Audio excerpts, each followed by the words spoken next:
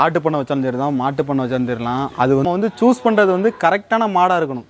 First வந்து நம்ம ஒரு மாடு பிடிக்க போகிறோம் அப்படின்னா வந்து ஃபஸ்ட்டு தலையீத்து மாடை தான் பிடிக்கணும். அந்த மாட்டில் வந்து அண்டி தள்ளுற பிரச்சனை இருக்காது. ஈத்து மாட்டுக்கு வந்து அந்த பிரச்சனை இருக்கும். அதே மாதிரி பார்த்திங்கன்னா காம்பில் சூத்த விடுறது இந்த மாதிரி பிரச்சனை இருக்காது. கால்சியம் பிரச்சனை, கால்சியம்னா ஒரு மாடு படுத்துட்டு எந்திக்காது, அது கால்சியம் பிரச்சனை சொல்லுவாங்க. அந்த பிரச்சனை இருக்காது ஒரு தலையீத்து மாடில். தலையீத்து மாடு வாங்குறப்போ ஒரு 7 ஈத்து, மேக்ஸிமம் ஒரு 7 to 8 ஈத்து வர அந்த மாடை வந்து நம்மளால் வந்து வளர்க்க முடியும். அதே நம்ம ஃபஸ்ட் ஈத்தில் மாடு வந்து சின்னதாக இருந்தால் செகண்ட் ஈத்தில் அந்த மாடு வந்து கண்டிப்பாக வந்து வளரும். சரி, ஒரு பால் வந்து எலேருந்து வருதுன்னு பார்த்தீங்கன்னா அது வந்து பிளட்டில் இருந்தால் வருது. பிளட்டிலேருந்து வந்து அதுக்கப்புறம் எலும்பில் வந்து இதாகும். அதனால தான் கால்சியம் பிரச்சனை வருது. சரிங்களா? தலையீத்து மாடு வாங்குறது ரொம்ப நல்லது. தலையீத்து மாடுங்கிறது எப்படின்னு கேட்டிங்கன்னா, ஒரு மாடு 2 பல்ல இருக்குன்னு பார்த்தீங்கன்னா அது வந்து தலையீத்து மாடு. மாடு லேட்டாக சனையாயினும் அந்த மாடோட பல் பார்த்தீங்கன்னா 4 பல் இருக்கும். மெயினாக வந்து பார்க்க வேண்டியது பல்லு. அதுக்கப்புறம் பார்த்தீங்கன்னா கொம்பில் வர பார்ப்பாங்க. ஒரு சிலர் கொம்பில் வர பார்க்க மாட்டாங்க. லேட்டாக சனையாகும் போது சில மாட்டுக்கு அடிஷ்னல் ஒரு வர விழுந்து அது தலையீத்து மாடாக இருக்கலாம் அப்படின்னு சொல்கிறாங்க. இன்னும் அதே மாதிரி மடியை பார்த்தீங்கன்னா தலையீத்து உள்ள மடி வந்து ஒரு சிம்பிளாக இருந்த மாதிரி இருக்கும். அதை பார்க்கவே தெரியும். அதோட குணம் வந்து நமக்கு வந்து ரொம்ப ரொம்ப முக்கியம். ஒரு மாடு எத்தக்கூடிய மாடாக இருந்துச்சுன்னா, நம்ம மடியில் போய் கை வைக்கும்போது ஒரு மாடு எத்தக்கூடிய மாடாக இருந்தால் அந்த மாடை வந்து நம்ம வந்து ஹேண்டில் பண்ணுறது கஷ்டம், பால் கறக்க ரொம்ப கஷ்டம்.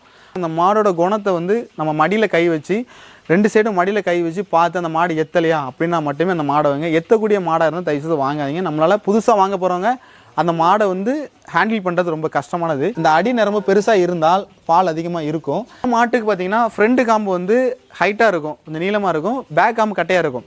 காம்பு ஒரு போல இருக்கான்னு பார்க்கணும். பேக்கில் உள்ள காம்பு 2 ஒரு போல இருக்கான்னு பார்க்கணும். வந்து பின்னத்த காம்பு பெருசாக இருக்கும், முன்னத்த காம்பு கட்டையாக இருக்கும். ஒரு சில மாட்டுக்கு வந்து 4 காம்பு ஒரு போல இருக்கும். போல இருந்ததுன்னா நல்லது.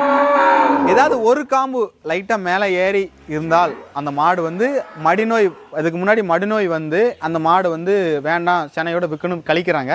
அப்போ பார்த்தீங்கன்னா அந்த மாடு அடுத்த ஈத்தில் மடிநோய் வராது நம்ம சொல்ல முடியாது. மடிநோய் கண்டிப்பாக வரும்.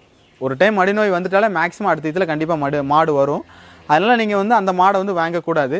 அதே மாதிரி பார்த்தீங்கன்னா பிறப்புறுப்பாக நம்ம வந்து பின்னால் வந்து மாட்டில் வந்து என்னன்னு கேட்டால் ஈத்து வாயின்னு சொல்லுவாங்க. பிறப்புறுப்பு அந்த இடத்துல ஏதாவது ஒரு சில தையல்கள் இருக்கா, அப்படி தையலோட தழும்பு இருக்கா அப்படிங்கிறத மெயினாக பார்க்கணும். ஏன்னா அண்டித்தழுத்த பிரச்சனை ஒரு மாட்டில் இருந்தால் அந்த மாடை வந்து நம்ம வந்து வாங்கி அதை ஹேண்டில் பண்ணுறது ரொம்ப கஷ்டம். ஏன்னா அது வந்து வாங்கிட்டு போனோன்னா உண்மை செய்யாது. கரெக்டாக நம்ம ஈனக்கூடிய டைமில் அண்டி தள்ளிட்டு அது பிரச்சனை பண்ணோம். இப்போ நான் அது கடைசியாக நம்ம 50,000 வாங்கியிருக்க மாடை வெறும் 10,000 கூட நம்ம கொடுக்க முடியாது. ஏன்னா அந்தளவு நம்ம நஷ்டம் ஆயிரும். அந்த அண்டித்தழுத்த பிரச்சனை ரொம்ப மெயினாக பார்த்துக்காங்க.